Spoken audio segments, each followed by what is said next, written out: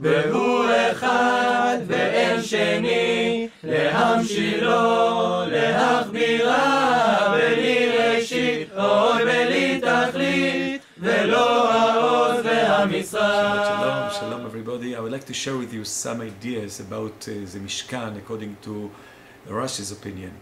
Rashi says that although the Parashat HaMishkan in the Torah is written before Maaseh HaEgel, the golden calf sin, but actually it happened after. Although we have to use the klal, the verse En mukdam u'muchar b'Torah, that basically the Torah sometimes don't write things according to the chronologic order, and it's not so easy to say it, and we have to understand why Rashi did actually said it, why he changed the order of the parashot of the Torah, and he's telling us that the golden calf scene took part historically before the parasha of the Mishkan.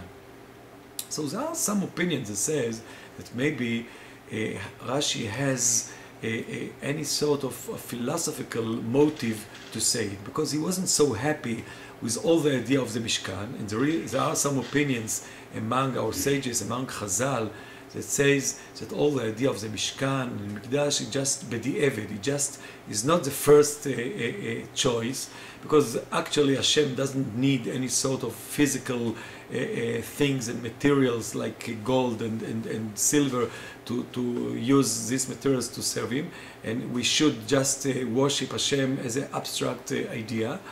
But after Am Yisrael, they showed that they cannot stand in this high level of Avodat Hashem, of worshiping God, and after they committed the sin of the golden calf, the parasha of the Mishkan came in a way like a compromise with the chulsha, with the weakness of the Jewish people, that okay, you show that you need something physical to see, and therefore I allow you to make Mishkan.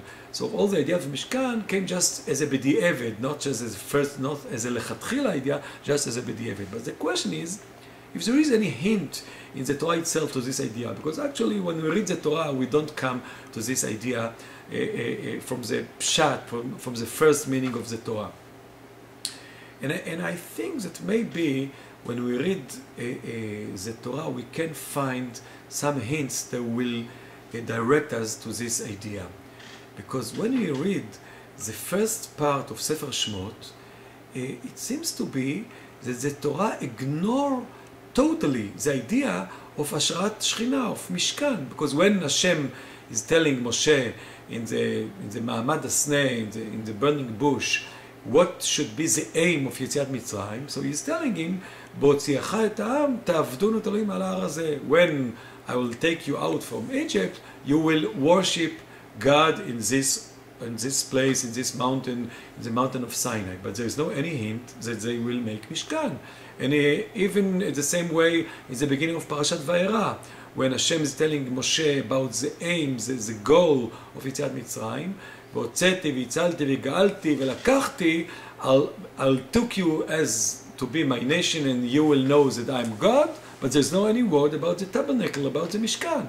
So what is the idea? Why Hashem came with the Mishkan? But more than that, the psukim that comes directly, immediately after the Ten Commandments, after Aseret HaDibrot, Hashem is telling Moshe, tell Am Yisrael, אתם ראיתם כי מן השמיים דיברתי עמכם, you have seen that I spoke with you from heaven without any materials, לא תעשו נתי אלוהי חסד ולא יזהר לא תעשו נכי. Don't use any means of any materials, any tools of kesef and zahav, silver and gold. So it seems to be the Torah is against Mishkan. If you need something, mizbach adama ta'aseh li, just make an altar from the very, very simple materials, from ground, from adama, not from materials like silver and gold.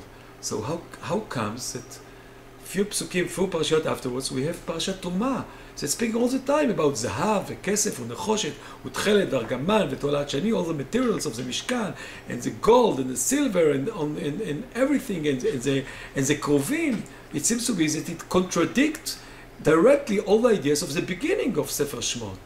And maybe this is the reason that Rashi says it should be that something happened in between, that actually caused this dramatic change.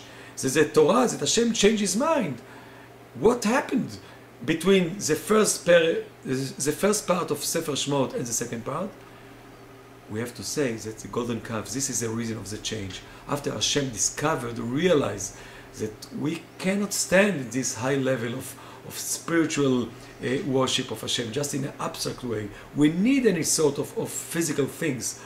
And therefore, maybe this was the reason that he took the parasha of the Mishkan and he says, Ein mukdam u'muchar b'Torah. It happened before the parasha of the Mishkan. The Egel, the golden calf scene happened before parasha of the Mishkan. And therefore, just when Hashem discovered, the Torah is telling us that there is any sort of compromise with all the idea of Mikdash of Mishkan. And I know it's quite difficult to adjust to the idea that all the idea of Mikdash and Mishkan is just compromise. But maybe this was the idea that Chazal and Rashi wanted to tell us. In the ideal world, we should worship Hashem just in a spiritual way.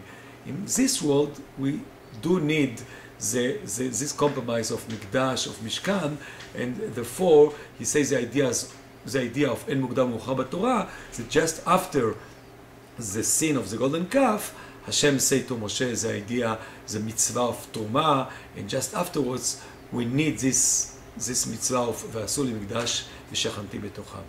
שבת שלום. מלך בטרם כל יציר נברא, לעין עשה בחפצו כל אזי מלך שמו נקרא.